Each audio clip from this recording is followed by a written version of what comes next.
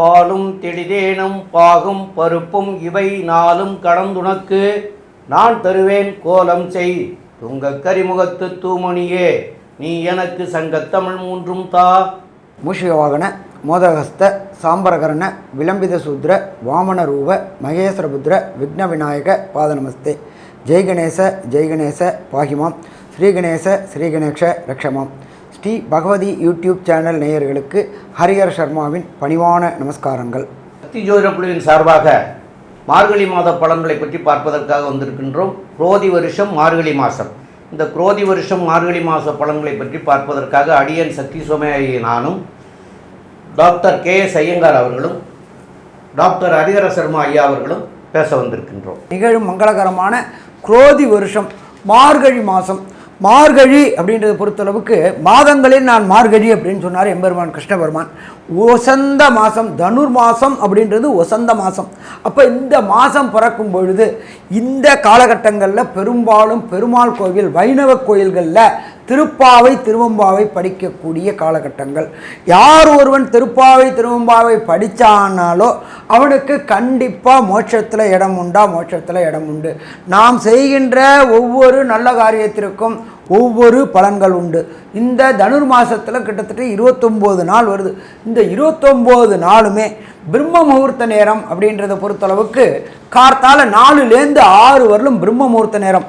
நம்ம இத்தனை மாதம் தூங்கிட்டு சூரிய உதயமானவிட்டு எழுந்துட்டு அத்தனை பேரும் இந்த தனுர் மாதத்தில் பொறுத்தளவுக்கு பிரம்ம முகூர்த்த நேரமான 4 to 6 எழுந்து தலைக்கு ஸ்நானம் பண்ணிவிட்டு திருப்பாவை திருவம்பாவை படித்தோம்னா நமக்கு கண்டிப்பாக மோட்சம் கிடைக்கும். சாமி என்ன சாமி எடுத்த விட்டே மோட்சத்துக்கு போகிறதுக்கு வழியை சொல்கிறீங்களே அப்படின்னா, நம்மளுடைய பாவங்கள் குறையக்கூடியது அப்படின்றதான் மோட்சத்துக்கு.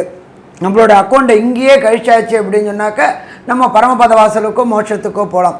அப்போ இந்த 4 to 6 எழுந்திரிச்சிட்டு நமக்கு திருப்பாவை திருவம்பாவை படிக்க தெரியலனாலும் பரவாயில்ல, பக்கத்தில் உள்ள வைணவ கோயில்களுக்கு போயிட்டு அங்கே பாடுறதை நம்ம காது கொடுத்து கேட்டோம்னாலே பாதி பிரச்சனை சால்வ் ஆகக்கூடியது. அப்போ இந்த மாதங்களில் தனுர் மாதத்தை ஒரு சில பேர் சொல்லுவாங்க மார்கழி மாதம், அதனால் பீட மாதம், அந்த காலகட்டங்களில் சுபகாரியங்கள் தவிர்க்கணும். அதெல்லாம் கிடையாது. மார்கழி அப்படின்றது இறைவனுக்குள்ள மாதம்.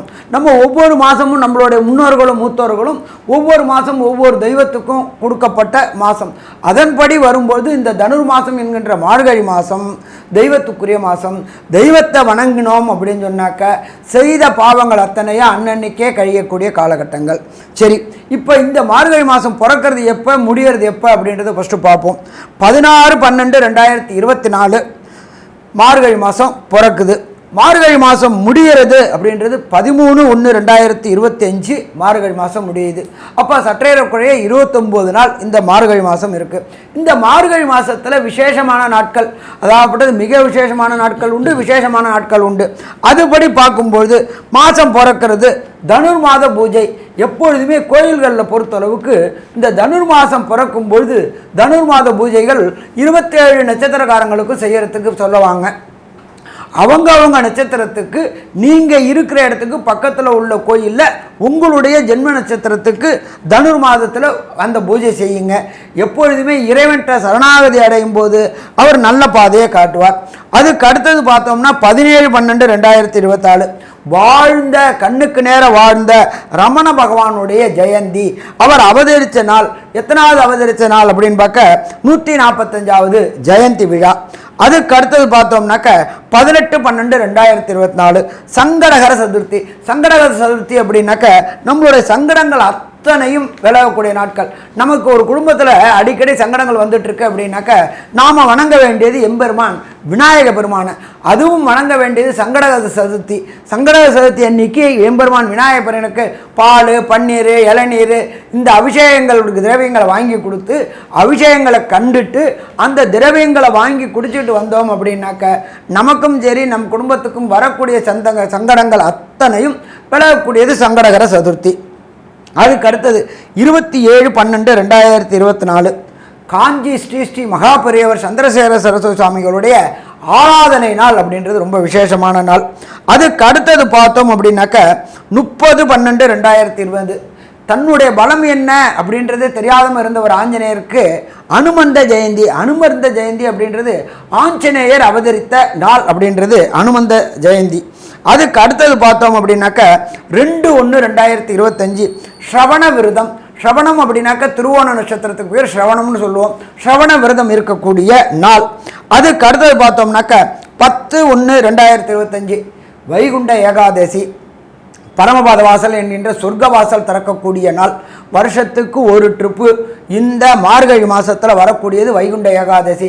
அன்னைக்கு காலையில் பொறுத்தளவுக்கு 4 மணிக்கு எழுந்திரிச்சா சொர்க்க வாசல் திறந்து அந்த சொர்க்க வாசலை கண்டுட்டு எம்பெருமானை கண்டு தொழுதுட்டு வந்தோம்னாக்க அந்த ஆண்டு ஆனந்தமான ஆண்டாக இருக்குமா, ஆனந்தமான ஆண்டாக இருக்கும்.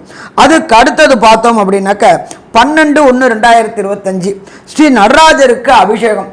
இங்கே தமிழ்நாட்டில் மட்டுமில்ல, இந்தியாவில் உள்ள அத்தனை நடராஜருக்கும் அபிஷேகம் பண்ணக்கூடிய நாள்.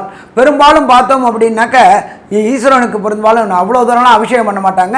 ஒரு சில காலகட்டங்களில் அபிஷேகம் பண்ணுவாங்க. எம்பெருமான் நடராஜர் விக்கிரகத்துக்கு அபிஷேகம் பண்ணக்கூடிய நாள். அதுக்கு அடுத்தது பார்த்தோம்னாக்க 13/1/2025 ஆருத்ரா தரிசனம். ஆருத்ரா அப்படின்னாக்க பஞ்சக்ஷேத்திரம் இருக்குது. அந்த பஞ்சக்ஷேத்திரத்தில் உள்ள ஈஸ்வரனுக்கு ஆருத்ரா தரிசனம் பண்ணுவாங்க. இந்த ஆருத்ரா தரிசனம் அப்படின்ற பொறுத்தளவுக்கு நம்மளுடைய தென் கைலாயம் என்கிற சொல்கின்ற சிதம்பரத்தில் ரொம்ப விசேஷமானது. அந்த திரையை விலக்கி எம்பெருமான ஈஸ்வரனை காக்கட்டக்கூடிய நாள். அப்போ ஈஸ்வரனை பார்த்தாச்சு அப்படின்னாலே அண்டம் பிண்டம் எல்லாத்தையும் பார்க்கக்கூடியவர். அவர் தன்னோட ஒரு காலனால அண்டத்தையும் பிண்டத்தையும் அளந்தக்கூடியவர். உலகத்தையே இயக்கக்கூடியவர் எம்பெருமான் ஈசன். அந்த ஈசனுடைய நாள். ஒவ்வொருத்தருக்கும் ஒவ்வொரு நட்சத்திரத்தில் பிறந்தாலும் எம்பெருமான் ஈசனை பொறுத்தளவுக்கு பிறப்பு இறப்பு அற்ற நிலை உள்ளவர். அவருடைய ஆருத்ரா தரிசனம் நாள் அப்படின்றது ரொம்ப ரொம்ப விசேஷம். சாமி, இதை தவிர வேற ஏதாவது விசேஷம் உண்டா? கண்டிப்பாக உண்டு. ஆங்கில புத்தாண்டான 1/1/2025 அதுதான் ஆங்கில புத்தாண்டு பிறக்குது. இதை தவிர நம்மளை பொறுத்தளவுக்கு இந்த மார்கழி பிறக்கும் போதே போகி பண்டிகை அப்படின்னு சொல்கிறோம். போகி பண்டிகை அப்படின்னா என்னன்னாக்க பழையன கழிதலும் புதியன புகுதலும் தான் போகி பண்டிகை. இந்த ஒரு வருஷத்தில் ஒரு போகி பண்டிகை வரும்பொழுது அந்த போகி பண்டிகை அன்னைக்கு பழைய அத்தனையும் வேண்டாத பொருள் அத்தனையும் எரிக்கக்கூடிய நாள். அப்போ எரிக்கக்கூடிய நாளில் நம்மளுடைய செய்த பாவங்களையும் எரிக்கக்கூடிய நாள். அதுக்கப்புறம் பார்த்தோம்னா பொங்கல் வருது, வரிசையாக வருது, அது தை மாதத்தில் வருது. அப்போ 1/1/2025 இந்த மார்கழி மாதத்திலேயே புது ஆண்டும் பிறக்குது. சரி, இந்த காலகட்டங்களில் என்னென்ன கிரகங்கள் என்னென்ன நிலையில் இருக்குதுன்றதை பார்ப்போமா? ரிஷபராசியில் எம்பெருமான் குரு பகவான் வக்ரகதியில் இருக்கார். அதுக்கு அடுத்தது பார்த்தோம்னா கர்க்கடகத்தில் செவ்வாய் பகவான் நீச்ச நிலையில் இருக்கார். காலபுருஷ தத்துவத்தின்படி 6ஆம் இடமான கன்னியா ராசியில் கேது பகவான் இருக்கார். அதே போல் காலபுருஷ தத்துவத்தின்படி 8ஆம் இடத்துல புத பகவான் இருக்கார். அதுக்கு அடுத்தது பார்த்தோம்னா மார்கழி மாதம் பிறக்குது அப்படின்னா தனுர் மாதம். தனுர் மாதத்திலேயே சூரிய பகவான் இருக்கார். அதுக்கு அடுத்தது மகரத்தில் சுக்கிர பகவானும் கும்பத்தில் சனி பகவான் வக்ர நிவர்த்தி அடைஞ்சிருக்கார். காலபுருஷ தத்துவத்தின்படி 12ஆம் இடமான மீனத்தில் ராகு பகவான் கோதண்ட ராகுவாக இருக்கக்கூடிய இந்த காலகட்டங்களில் இந்த மார்கழி மாதம் பிறக்குது. அப்போ இந்த மார்கழி மாதத்தில் ஒவ்வொரு ராசிக்கும் என்னென்ன நற்பலன்கள் என்னென்ன கடுபலன்கள்ன்றதை பார்ப்போமா? சிம்மராசி நேயர்கள், அதாவது மக நட்சத்திரம் 1 2 3 4 பாதங்களும், பூர நட்சத்திரம் 1 2 3 4 பாதங்களும், உத்தர நட்சத்திரத்தில் ஒரு பாதம் ஆக இந்த 9 பாதம் கொண்டவர்கள் சிம்மராசிக்காரர்கள். சிம்மராசிக்காரர்களுக்கு 7ஆம் இடத்துல சனி இருந்து தொல்லைகள் கொடுத்து கொண்டே இருந்தார். அதில் இப்போ உங்களுடைய ராசிக்கு ராசி அதிபதியாகியவர் சூரிய பகவான் உங்களுக்கு ராசிக்கு 5ஆம் இடத்துல தனுர் வீட்டுக்கு போயிருக்கார். அது மிகச்சிறப்பு. அதாவது ராசியாதிபதி 5ஆம் இடத்துல இருக்கிறது மிக மிக சிறப்பு.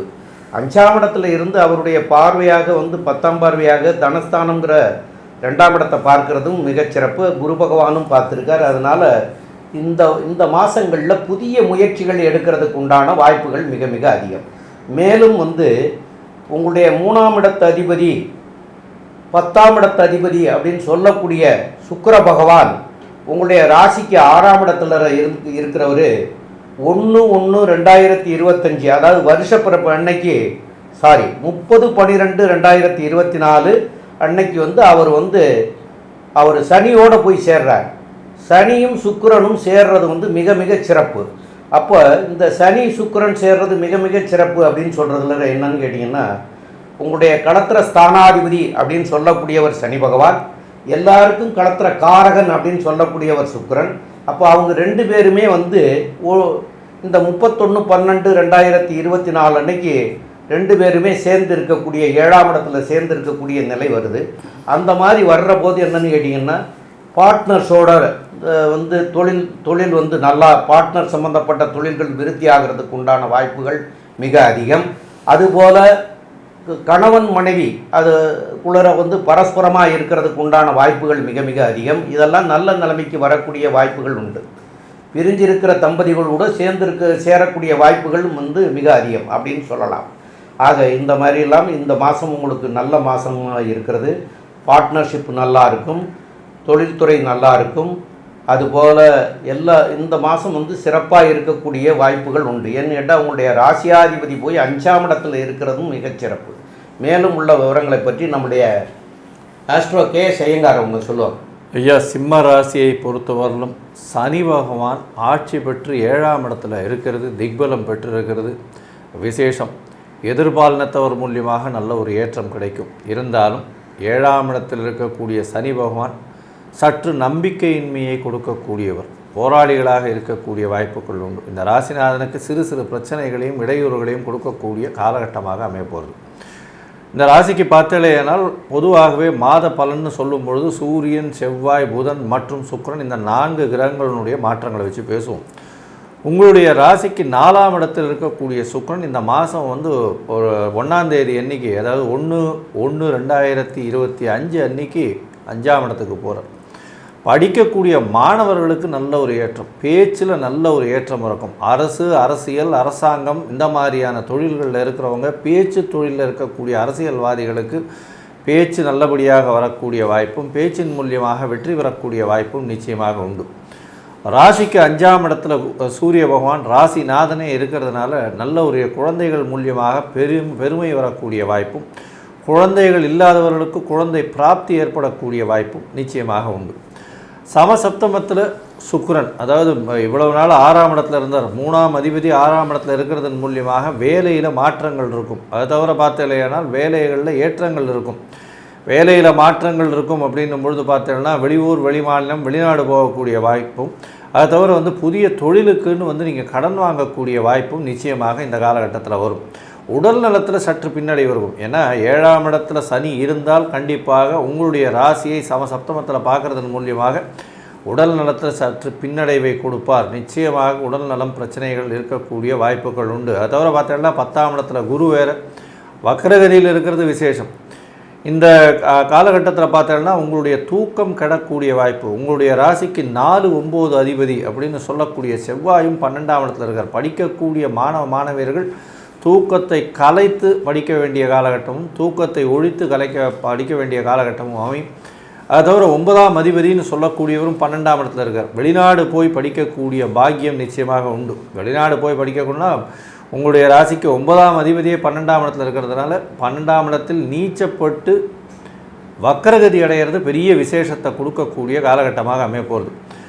ராசிக்கு சமசப்தமத்தில் வந்து 6ஆம் இடத்துல இருக்கக்கூடிய சுக்கிரன் போகிறார் 30ஆம் தேதி. ஐயா சொன்ன மாதிரி இந்த காலகட்டத்தில் சுக்கிரனும் சனியும் சேர்ந்து இருக்கக்கூடிய காலகட்டம். என்னதான் சிம்ம ராசிக்காரர்களுக்கு 2 பேருமே ஏற்றவர்கள் அல்ல, இருந்தாலும் உங்களுடைய எதிர்பாலினத்தவர் மூலியமாக, நண்பர்கள் மூலியமாக சற்று நன்மைகள் நடக்கக்கூடிய காலகட்டமாக இருக்கும்.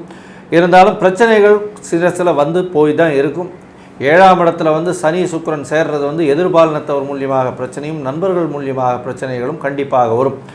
வியாபாரத்தில் சற்று பின்னடைவு இருக்கும். பணவரவு நல்லபடியாக இருக்கும், இருந்தாலும் பணவரவிற்கு சற்று பின்னடைவு இருக்கக்கூடிய காலகட்டமாக இருக்கும். பேச்சில் ரொம்ப ஜாகிரதையாக இருக்கிறது ரொம்பவும் நல்லது. இந்த மார்கழி மாதம் குரோதி வருஷம் புதனுடைய மாற்றமும் செவ்வாயினுடைய இருப்பும் எப்படி இருக்குது அப்படின்றத ஐயா ஹரிஹரசர்மா கிட்ட கேட்போம். ஐயா நல்லா அற்புதமாக சொன்னீங்க. ராசிநாதனான சூரிய பகவான் ராசிக்கு 5ஆம் இடத்துல வந்திருக்கிறதுனாலேயே உங்களுடைய பூர்வ புண்ணிய சொத்துக்களில் உள்ள லிட்டிகேஷன்ஸ், வம்பு வழக்கு பிரச்சனைகள் அத்தனையும் தீரக்கூடிய வாய்ப்புகள் உண்டு. உங்களுடைய மூதாதையர்களோட சொத்துக்களில் கடந்த காலகட்டங்களில் உங்களுடைய சகோதர சகோதரிகளாலேயோ உங்களுடைய உற்றார் உரையினாலேயோ கேஸ் போட்டிருந்திருப்பாங்க. அந்த கேஸ் எல்லாமே இந்த காலகட்டங்களில் வெற்றி பெற்று உங்களுக்கு சாதகமாக வந்து அந்த சொத்துக்களை உங்களுக்கு அனுபவிக்கக்கூடிய பாக்கியத்தையும் தரக்கூடியது இந்த மார்கழி மாதம். இதை தவிர பார்த்தோம் அப்படின்னா நீண்ட நாட்களாக குலதெய்வ வழிபாடு, எப்பொழுதுமே ஒருத்தர் வம்சம் நல்லா இருக்கணும் அப்படின்னா குலதெய்வ வழிபாடுன்றது முக்கியம். மிக குறைஞ்சபட்சம் வருஷத்துக்கு 2 ட்ரிப்பாவது 3 ட்ரிப்பாவது குலதெய்வ வழிபாடு செய்யணும்.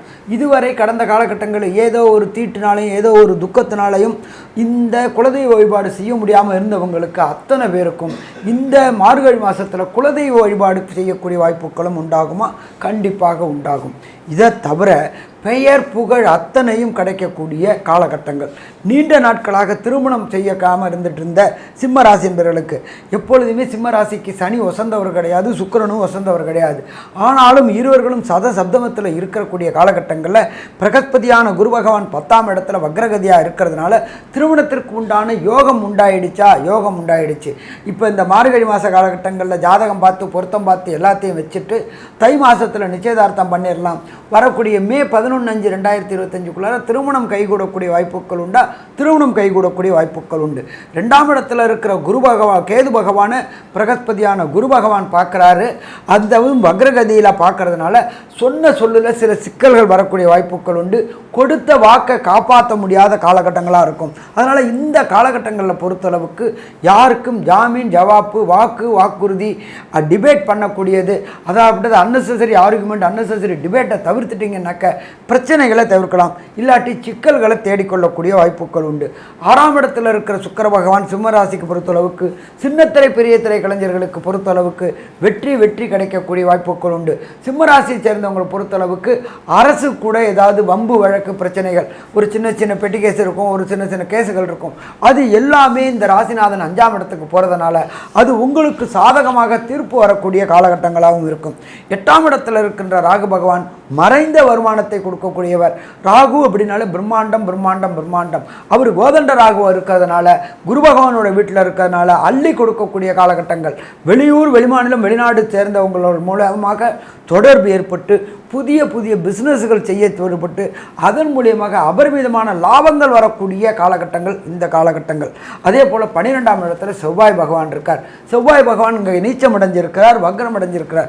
நீண்ட நாட்களாக சொந்த வீடு இல்லாமல் இருந்துட்டு இருந்தவங்களுக்கு சொந்த வீடு அமையக்கூடிய வாய்ப்புகள் உண்டு.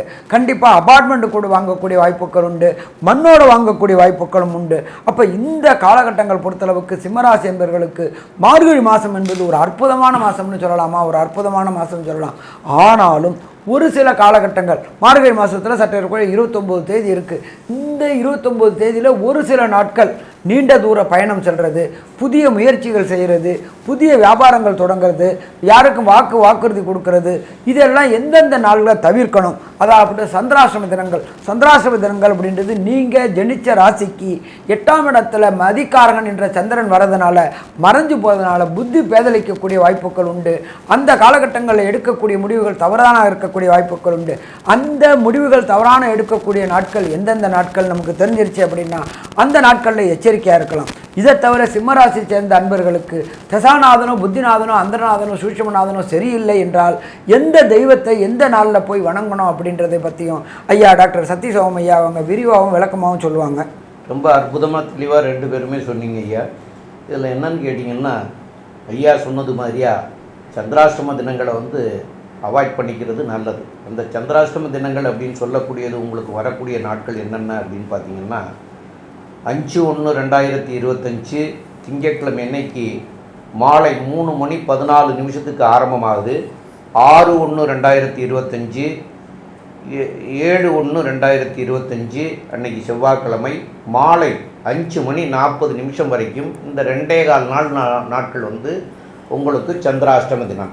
அந்த சந்திராஷ்டம தினங்களில் மன கிளேசங்கள் ஏற்பட்டு எந்த ஒரு முடிவையும் சரியான முடிவாக எடுக்க முடியாமல் தவறுதலான முடிவுகளை எடுத்து அதனால் இன்னைக்கு பின்விளைவுகள் கிடையாது, அதனால் பின்னாடி பின்விளைவுகள் வரும்.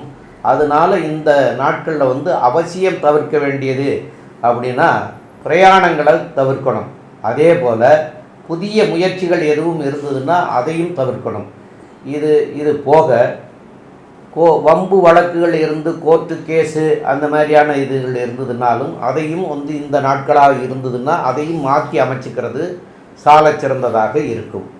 மேலும் இவங்களுக்கு இவங்களுடைய ஜாதகத்தில் உங்களுடைய ஜாதகத்தில் என்ன திசை நடக்கிறது, என்ன புத்தி நடக்கிறது, அதனால பின் விளைவுகள் என்ன இருக்குங்கிறத வந்து நீங்கள் எங்களை மாதிரி ஒரு ஜோசியர்கிட்ட போய் கேட்டிங்கன்னா சொல்லுவாங்க.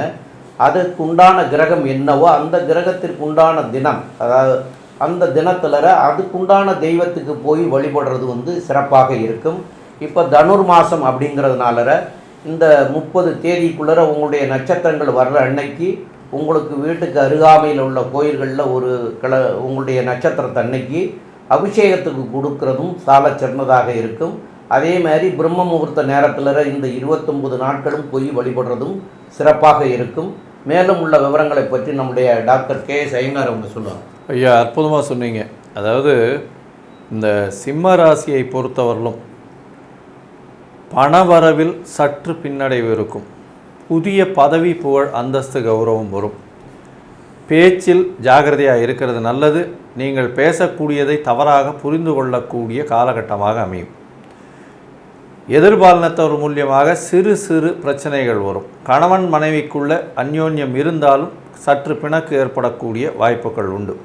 பார்ட்னர்ஷிப் பிஸ்னஸில் தொழில் அமோகமாக போகும். பார்ட்னருடைய கை ஓங்கக்கூடிய வாய்ப்புகள் நிச்சயமாக உண்டு.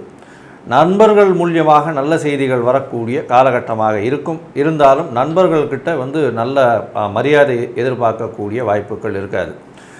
தொழிலில் அபிவிருத்தி இருக்கும்.